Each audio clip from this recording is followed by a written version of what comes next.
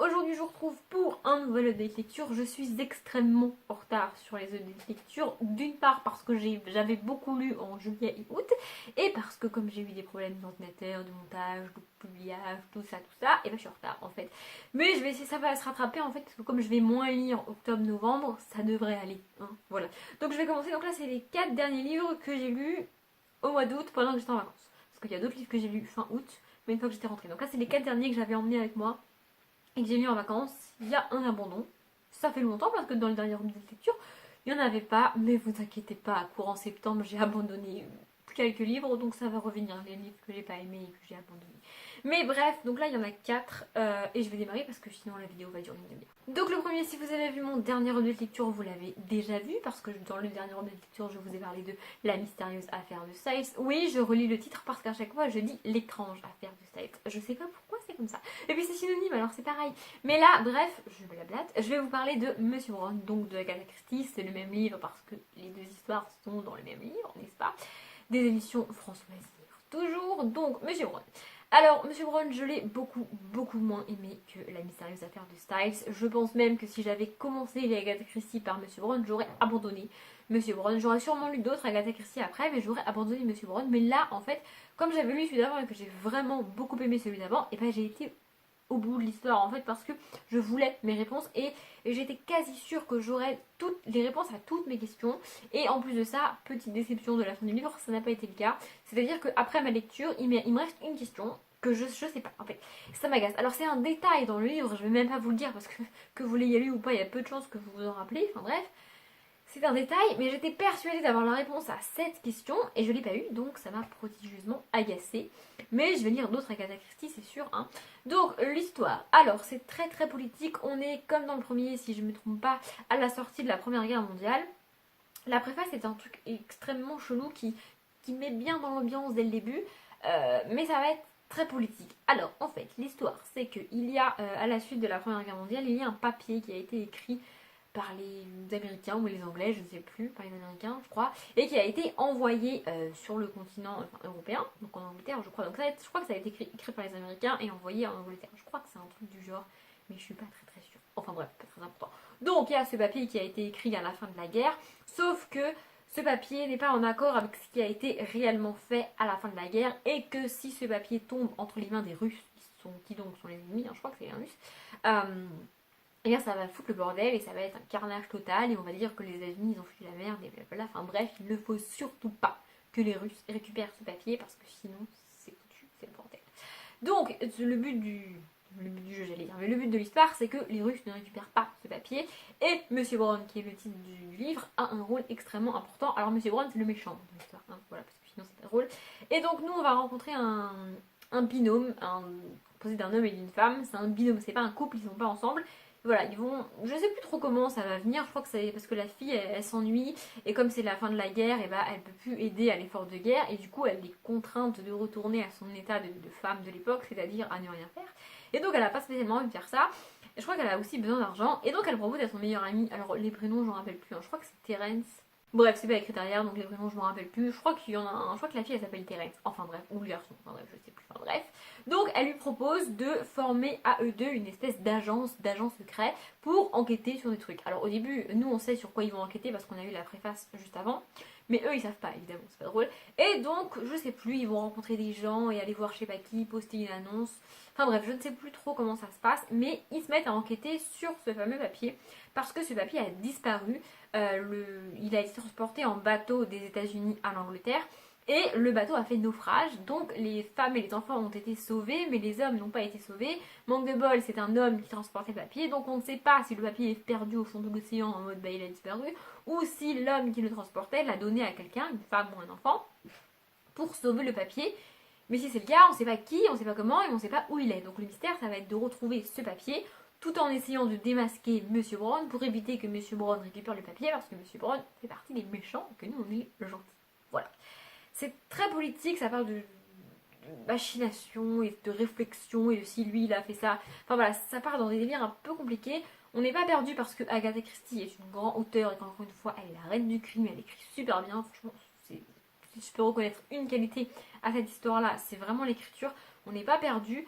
Mais au bout d'un moment, ça m'a saoulée et j'ai commencé à me dire à m'ennuyer en fait. Alors j'ai été au bout encore une fois parce que tout au long de l'histoire, on a des petites questions, des petits mystères qui se mettent en place. Et j'avoue que j'avais pas mal envie de connaître la suite, de connaître d'abord les réponses. Bon, je l'ai dit, j'ai eu les réponses à quand même quasiment toutes mes questions sauf une. Et ça reste une question minime. Peut-être même qu'il y a la réponse, c'est que j'ai pas fait gaffe en le lisant. C'est pas dramatique, hein. La réponse qui me manque, c'est pas qui est Monsieur Brown. Je sais qui est Monsieur Brown. D'ailleurs, ce qui pour moi a été un point négatif, c'est que avant la fin, quasiment 100 pages avant la fin, j'ai deviné qui était Monsieur Brown et du coup il y a un espèce de dernier rebondissement qui est censé te faire douter de ce que tu as deviné si jamais tu as deviné qui est Monsieur Brown, mais moi j'étais tellement sûre de moi que ça ne m'a même pas fait douter. Et en fait, alors quand on lit un livre, un thriller ou un policier avec un suspense et où le but c'est de trouver qui a tué ou qui a enlevé ou qui a fait le truc qu'il fallait pas faire, il y a deux catégories de personnes. Soit il y a les catégories de personnes qui aiment découvrir et qui se disent ouais c'est trop cool et tout. Et il y a la deuxième catégorie de personnes qui préfèrent ne pas découvrir et être surprise. Et ben moi je préfère être dans cette catégorie là. Je préfère me rendre compte à la fin qu'en fait j'ai été débile et que j'aurais pu deviner et que j'avais pas deviné et que je m'a prise pour une conne tout le long du livre. Ouais, je préfère qu'on me prenne pour une conne. C'est comme ça. Sauf que là, manque de bol, j'ai deviné. Donc c'était moyen pour moi. Ça reste du Agatha Christie, ça reste très bien écrit et ça reste une très bonne histoire, très bien menée. Le fait aussi, je pense que j'ai pas aimé, c'est qu'il n'y a pas Hercule Poirot dans ce livre-là. Mais j'ai déjà d'autres livres d'Agatha Christie dans ma palle. Je crois que je vous en ai déjà présenté un et il va y avoir un autre book, je crois, qui va arriver bientôt. Donc voilà, j'ai d'autres Agatha Christie, je vais en lire, c'est sûr. Je vais continuer les Agatha Christie et surtout les Hercule Poirot. Mais celui-là, c'était moyen. Le deuxième, c'est celui que j'ai abandonné et c'est Tout est sous contrôle de Sophie Henrionnet. Donc, c'est un livre des éditions Charleston que j'avais gagné. Alors, je suis pas mal de booktubeurs et de booktubeuses différentes sur Booktube, du coup. Mais il y en a beaucoup parmi les filles, surtout, qui lisent des Charleston et des romances, notamment historiques et tout ça. C'est pas une maison d'édition qui m'attire, c'est pas une maison d'édition où je me dis, oh, faut que je l'achète, ça a l'air trop bien. C'est pas vraiment, je sais pas pourquoi, j'ai jamais été attirée par cette maison d'édition, mais j'avais gagné ce livre là, ça m'avait l'air d'être un truc léger et fun, donc je me suis dit pour l'été c'est pas mal, c'est pour ça que je l'ai emmené, et c'est pour ça que je me suis aussi décidée à le lire, parce que je l'ai lu à un moment du mois d'août où je sortais beaucoup et je dormais pas beaucoup, et du coup je voulais lire, mais il me fallait un livre assez léger parce que mon cerveau était pas capable de se plonger dans un truc très très compliqué à ce moment là, donc je me suis dit que c'était pas mal, et en fait ça l'a pas fait du tout. Donc, c'est l'histoire de Olympe Poster. Oui, son prénom c'est Olympe, son famille c'est Poster. C'est un humour qui peut faire rire. Moi, ça ne m'a absolument pas fait rire. D'ailleurs, il y a plein de jeux de mots avec les prénoms et des prénoms absolument chelous dans ce livre qui, moi, ne m'ont... Enfin, ça m'a pas fait rire. J'ai pas trouvé ça drôle du tout. Et donc, l'histoire, c'est que Olympe, je sais même plus ce qu'elle fait comme métier. Je crois qu'elle a une trentaine d'années. Elle a une fille. Et l'histoire démarre, on la retrouve, elle vient de trouver le corps de quelqu'un, je crois que c'est ça. Et du coup ensuite on va remonter dans le temps, elle va perdre son travail, elle demande à son meilleur ami, elle impose à son meilleur ami de lui trouver un job, je ne me rappelle plus d'où elle travaille, de qu'est-ce qu'elle fait, mais bref, c'est pas très important. Et elle va retrouver une personne avec qui elle était au lycée, je crois, qui est devenue flic, et donc il va par la suite un petit peu l'aider, parce qu'elle trouve un cadavre quand même au début. Enfin bref, voilà, si mon résumé vous semble très flou, c'est parce que dans ma tête c'est très flou, non seulement parce que ça fait longtemps que je l'ai lu, mais aussi parce qu'au moment où je l'ai lu c'était déjà flou en fait. C'est un mélange de chick lit, de thriller, de contemporain et de je sais pas, et de romance, de je sais pas quoi, enfin bref. J'ai l'impression que l'auteur elle a voulu tout écrire en même temps et du coup moi j'étais complètement perdue, je sais pas ce que je lis en fait. C'est un espèce de thriller avec de l'humour et un truc léger, au milieu de tout ça on a une romance et la meuf elle est perdue, enfin bref. En plus, c'est le genre d'héroïne un peu fofolle, un peu perdue, un peu starbée, que j'apprécie pas forcément. Du coup, ça l'a pas du tout, mais alors pas du tout fait. J'ai préféré m'arrêter. Et en plus, quand on lit derrière, on nous explique que l'auteur est hyperactive. Ouais, bah c'est cool qu'elle soit hyperactive si elle veut. Mais elle pourrait. Enfin, je veux dire, si tu veux écrire du thriller, écris un thriller. Si tu veux écrire du contemporain, écris du contemporain. Mais mélange pas tout en même temps parce que ça donne un espèce. J'avais l'impression de lire un espèce de gros fourre-tout qui ressemble à rien en fait. Et du coup, c'est peut-être aussi parce que mon cerveau n'était pas très disponible à ce moment-là, comme je l'ai dit, mais je pense que même si je le lisais maintenant, ça passerait pas parce que j'étais complètement perdue. Puis alors l'humour, moi j'appelle ça un humour de beauf. Alors si vous aimez ça, c'est cool, mais moi je supporte pas. Donc voilà, du coup ça me donne encore moins envie de me pencher vers les éditions Charleston, mais au moins j'aurais essayé. Je dis pas que je n'en lirai plus jamais, mais plus jamais de cet auteur-là parce qu'elle est complètement... Après ça, j'ai lu Miss Alabama et ses petits secrets de Fanny Flagg. Fanny Flagg est une auteure dont on entend pas mal parler sur la blogo et je m'étais dit, il faut que je m'en achète un, il faut que je m'en lise un, donc j'ai fini par me l'acheter, il a traîné un petit peu dans ma palle, et puis quand j'ai dû choisir les livres que j'allais emmener avec moi en vacances, je me suis dit qu'il y a un petit livre sympathique et feel good, ça avait l'air sympa et ça avait l'air léger, donc je l'ai pris et c'est également pour ça que je l'ai commencé, parce que à ce moment-là j'avais besoin d'un truc léger, pas trop prise de tête, encore une fois, j'étais dans le même état psychologique. Hein. Et donc c'est à peu près, alors c'est un... Je peux pas dire que c'est de la chiclite parce que ça aborde des sujets extrêmement difficiles et extrêmement compliqués à écrire en fait. Et dans la chiclite, on a rarement des sujets très compliqués. Mais c'est vachement cool et j'ai vachement aimé. Donc c'est l'histoire de Maggie qui a 60 ans et qui veut se suicider. Voilà, tout au long du livre, elle va prévoir son suicide. Donc c'est pas du tout joyeux et pompelop, hein. Elle prévoit son suicide tout au long du livre. Mais elle est pas déprimée en fait. Elle veut se suicider parce qu'elle a 60 ans, elle en a marre de la vie en fait. Mais elle est pas déprimée, elle est pas au fond du trou, elle est pas en train de t'expliquer que sa vie c'est de la merde et qu'elle sert à rien et que c'est pour ça qu'elle veut se suicider. Non, elle a juste prévu ça, elle s'est dit voilà, j'ai assez vécu, ma vie était assez cool, je peux partir maintenant, c'est très bien. Donc c'est pour ça qu'elle prévoit son suicide, donc elle le prévoit de manière très sereine en fait, c'est presque normal, t'as envie de lui dire bah oui, t'as limite pas envie de lui dire non, ne te suicide pas, fais pas ça, t'as envie de lui dire bah oui, tes arguments sont assez bons, vas-y, fais-le. Donc c'est très bizarre comme sentiment quand tu lis, mais bon, voilà. Sauf que donc tout au long du livre, elle prévoit son suicide et elle n'arrive jamais à se suicider parce qu'il y a toujours des événements et des trucs qui se passent qui font que elle est obligée de le reporter. Donc tout au long, elle reporte son suicide constamment. Voilà. Et donc l'histoire, ça va aborder plein de sujets. On va suivre cette héroïne qui travaille dans une agence de voyage ou une agence de quelque chose. Je sais plus qu'est-ce qu'elle fait comme travail, ça fait longtemps que je l'ai lu.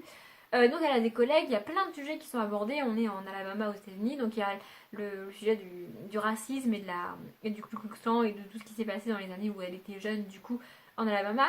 Du coup, pour ça m'a rappelé La couleur des sentiments de Calvin Stockett. Alors dans La couleur des sentiments, c'est vraiment le sujet principal. Ici, c'est pas le sujet principal, mais il y a plein de sujets autour du suicide qui sont abordés et que j'ai trouvé vachement cool. Ça se lit tout seul, les pages défilaient toutes seules. J'ai même pas, quand je l'ai fini, je me suis dit ah ouais, il est déjà fini. Donc voilà, j'ai vraiment beaucoup aimé et ça m'a aussi rappelé le club des amateurs d'épluchures de patates. Je crois que c'est dans cet ordre-là que sont les mots de Marie-Anne Schaffer et Annie Barrows. Je crois que c'est ça les noms aussi, si je m'en suis rappelé de tête, je suis forte. Parce qu'en fait, on a un... Je sais pas comment l'expliquer, mais on a cette relation entre les personnages qu'on apprend à connaître et qui évolue. Enfin, je ne saurais pas comment vous expliquer pourquoi ça m'a rappelé ça, mais ça m'a rappelé ce livre-là. C'était cool parce que ce sont deux livres, les livres que je viens de citer, que j'ai beaucoup aimé et que j'ai vraiment aimé lire, donc c'était vachement cool. Et j'ai adoré le personnage de Maggie, c'est juste vraiment génial. Ça aborde plein de sujets et c'est pas déprimant, ça aborde un sujet extrêmement dur, à savoir le suicide et une personne qui prévoit son suicide. Mais pourtant, ça reste léger, ça reste sympa, ça nous fait réfléchir sans nous prendre la tête. Et c'est vachement cool et je comprends pourquoi tout le monde aime Fanny Flagg et pourquoi tout le monde dit qu'il faut lire Fanny Flagg. Moi, je m'attendais vraiment à un truc léger et un truc de chiclite. C'est pas de la chiclite, c'est un contemporain qui aborde plein de sujets difficiles et plein de sujets actuels, mais de manière pas déprimante. Et il n'y a pas de jugement en fait. On te dit pas il faut faire ça, on te dit pas ça, c'est pas bien. On t'expose les choses et c'est à toi de te faire ton propre avis. Ça te fait réfléchir et ça te pousse à revoir peut-être ta manière de voir les choses. Et je trouve ça vachement cool. Il y a aussi tout un mystère qui est mis au-delà. Ah, elle est agent immobilier, c'est ça. Il y a tout un mystère dans ce livre. Du coup, ça m'a... Je sais pas si c'est parce que je les avais lus peu de temps avant, mais ça m'a fait penser à du Agatha Christie. Parce qu'en fait, on a un mystère. En fait, elle et ses collègues, elles vont avoir une maison à vendre. Et dans cette maison, elles vont trouver une malle. Et dans cette malle, il y a des mystères et des trucs. Et donc, du coup, Maggie veut savoir ce qui s'est passé avec cette malle, comment ça s'est passé, pourquoi elle est arrivée là, qui a fait quoi. Et j'ai trouvé ça vachement cool. Il y a aussi des sujets féministes qui sont abordés. Et franchement, il y a malgré tout, même si ça reste un contemporain, il y a une chute à la fin que je n'ai pas vu venir encore une fois. Je vois jamais rien venir, c'est comme ça. Et j'ai adoré ça. Ça aborde la condition des femmes et le fait que si une femme défend les femmes, on va la cataloguer en mode ouais, t'es féministe, t'es relou et tout. Alors que, encore une fois, si un homme défend les femmes, bah, il sera catalogué féministe, mais avec des guillemets, vous voyez. Et on va pas dire, oh, t'es relou avec ta condition, c'est bon, on a compris, parce que c'est un homme. Alors, c'est encore une fois une autre inégalité qu'on devrait corriger, j'espère, dans les années à venir. Mais là, c'est abordé de manière tellement géniale et tellement cool. Et en fait, ce mystère, c'est peut-être ça aussi qui m'a fait tourner les pages parce que je voulais savoir, comme Maggie, je voulais savoir c'était quoi, qu'est-ce qui s'était passé avec cette foutue malle, comment elle est arrivée là, pourquoi elle est encore là après des années. Parce que c'est une malle qui a été envoyée en 1920, un truc du genre, ou 1930, je ne sais plus, enfin il y a très longtemps, et qui a été abandonnée dans cette maison. Et donc je voulais comprendre, je voulais savoir, et j'ai adoré ce livre. Je vais lire d'autres Fanny Flagg, c'est une certitude, je sais pas quand, mais ça bientôt, très très bientôt même. Et je peux que vous conseiller, alors pas forcément de lire celui-ci de Fanny Flagg, mais d'en lire au moins un, de découvrir cet auteur. Et j'irais même jusqu'à dire que si le premier que vous lisez, vous ne l'aimez pas, lisez-en un autre. Quitte à lire celui-ci, parce que vraiment j'ai adoré ce livre. Le dernier livre que j'ai lu quand j'étais en vacances, je l'avais gardé exprès pour la fin, parce que je savais que sur la fin du mois d'août, j'allais être complètement fatiguée. Voilà. Parce que au mois d'août, j'étais en vacances chez ma grand-mère et en fait on est dans un petit village où il y a des fêtes au Portugal, c'est comme ça. Et du coup tous les soirs on sort, tous les soirs on rentre super tard et la journée on dort pas forcément parce qu'on a d'autres trucs à faire. Enfin c'est des vacances pas très reposantes, mais c'est comme ça que je conçois les vacances encore une fois. Donc je savais qu'à la fin du mois d'août je serais éclatée et j'aurais envie de soit de dormir, soit de rien faire. Mais malgré tout lire un peu, donc j'ai gardé un petit Daniel Steele, comme ça mon cerveau il peut lire et il est pas trop sollicité et c'était vachement cool. En plus celui-ci est extrêmement court, il fait à peine 300 pages et j'ai beaucoup aimé. On y rencontre Liz et Jack qui sont en couple, qui sont mariés, ils ont 3 enfants je crois si je dis pas de conneries. Ils sont tous les deux avocats et au tout début du livre ils s'occupent d'une jeune femme qui essaye désespérément de divorcer et de fuir son mari parce qu'il la bat, il la maltraite et il maltraite leurs enfants. Il maltraite pas leurs enfants mais il veut garder tout l'argent pour lui alors que comme il est marié avec elle, elle a le droit à la moitié. Surtout vu qu'il lui a fait subir au passage. Et il refuse absolument de donner 1 centime pour ses enfants alors que ce sont ses enfants. Alors à la limite ce que je vais dire peut paraître horrible, mais à la limite que tu ne veuilles pas donner d'argent à ton ex-femme ou à ta future ex-femme parce que du coup tu l'aimes plus et que le divorce s'est mal passé, tout ça, ok. Mais tes enfants mon gars, ce sont tes enfants. Enfin je veux dire voilà. Et encore, ce que j'ai dit avant ne s'applique pas si tu as battu ta femme. Donc tu dois l'aider un minimum si tu l'as battu. Enfin, je veux dire. Mais bref. Donc il y a pas mal de questions féministes qui sont abordées, encore une fois, dans ce livre-là, parce que c'est un Daniel Steele. Et donc voilà, ce livre se passe au moment de Noël. Ouais, c'est encore un livre que j'ai lu qui se passe à Noël. Et moi, je l'ai lu au mois d'août. C'est comme ça. Bon, bref. Et donc, on va suivre Jack et Liz. J'allais inverser les deux, mais c'est Jack et Liz. Et Amanda, qui est donc la femme qui veut divorcer de son mari. Et on va suivre son activité à elle. Il y a un événement absolument horrible qui se passe au début de ce livre, qui fait qu'il chamboule la vie de Liz. En fait, elle est complètement dévastée. Enfin, leur vie de famille est complètement chamboulée. Et donc, on va suivre sa reconstruction, en fait, comment ils vont avancer, comment la famille va se remettre de ce qui s'est passé. Et comment Liz, en tant que femme, va être capable d'aller de l'avant, parce que c'est quelque chose de pas facile qui lui arrive. D'ailleurs, la scène du début, il y a une scène, je crois que c'est dans le 2e chapitre, je crois que c'est la scène la plus violente que j'ai lue, écrite par Daniel Steele. Je crois que j'avais jamais lu un truc aussi violent que ça, mais vraiment, mais là c'est une catastrophe, enfin une catastrophe, en fait, comme c'est du Daniel Steele, je l'ai encore moins vu venir que si ça avait été écrit par quelqu'un d'autre. Je m'y attendais absolument pas et c'était une violence inouïe. Ça aborde plein de sujets, c'est une histoire en rapport avec Noël, ça se passe sur plus d'1 an je crois en tout, mais comme il y a des événements assez horribles qui sont passés à Noël, ça reste concentré sur Noël et c'est... Enfin voilà, il y a plein d'événements et de dates qui seront marquées à vie pour cette famille au moment de Noël. Ça reste une histoire très simple, ça aborde beaucoup de sujets encore une fois et j'ai vraiment beaucoup aimé. Le personnage de Liz, je l'ai trouvé très touchant et je me suis attachée à elle quasiment instantanément en fait. Et j'ai beaucoup aimé la manière dont les thèmes étaient abordés. Évidemment, comme c'est des thèmes féministes, mais qu'on parle d'une femme battue, ça me touche particulièrement. Non, parce que c'est pas quelque chose que je connais personnellement, Dieu merci. Mais voilà, je ne comprendrai jamais comment des hommes peuvent faire subir ça à des femmes, qui plus est à leurs femmes. Enfin, ce que je veux dire encore une fois peut paraître horrible, mais à la limite, qu'un homme frappe une femme qu'il ne connaît pas, c'est déjà tu te dis, mais comment il a eu cette idée-là? C'est déjà pas très cool, mais qu'il frappe sa propre femme, je sais pas, je trouve ça encore plus aberrant, j'ai envie de lui dire, mais divorce, si elle te fait chier, mais la frappe pas, enfin je veux dire, elle fait rien fait cette pauvre femme. Enfin voilà, c'est même pas que ça m'énerve, c'est juste que je comprends pas comment des êtres humains peuvent faire ça, en fait. Mais voilà, encore une fois, à chaque fois que je lis et que je présente un Daniel Steele, je vous dis et je répète que pour moi c'est vraiment une auteure qu'il faut découvrir. Prenez n'importe quel livre de Daniel Steele, lisez le résumé. S'il y a un sujet qui vous plaît dedans, et ben allez-y. Il y en a qui se passent pendant les guerres mondiales, il y en a qui se passent en Russie, il y en a qui se passent sur des bateaux, enfin il y en a qui sont très légers, il y en a qui abordent des sujets très durs comme c'est le cas ici. Enfin voilà, il y en a vraiment pour tous les goûts avec Daniel Steele, donc je vous conseille cet auteur. Voilà, je vous ai dit tout ce que j'avais à vous dire sur ces 4 livres-là. Mon update de lecture est maintenant terminé. Et pour ne pas rallonger la vidéo plus que nécessaire, je vais vous souhaiter comme d'habitude une bonne journée, un bon après-midi, un bon appétit ou une bonne nuit. Et je vous dis à bientôt.